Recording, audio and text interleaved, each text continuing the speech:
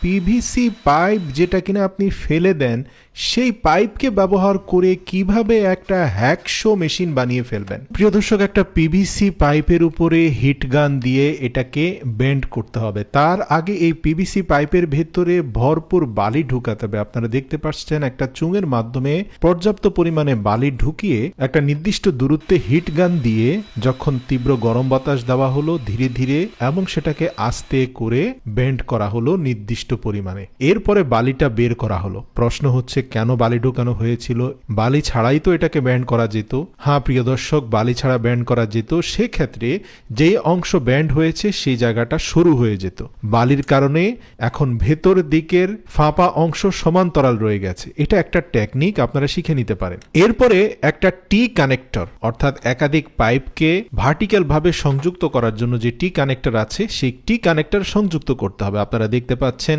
নির্দিষ্ট দূরত্বে একটা টি কানেক্টর সংযুক্ত করে হ্যাকশো ব্লেড দিয়ে সেটাকে কেটে নিচের দিকে যুক্ত করা হলো একটা হ্যান্ডেল নির্দিষ্ট দূরত্বে। আরেকটা কানেক্টরকে হিট গান দিয়ে হিট দিয়ে কিছুটা ব্যান্ড করে মোটামুটি 35 ডিগ্রি অ্যাঙ্গেলে ব্যান্ড করা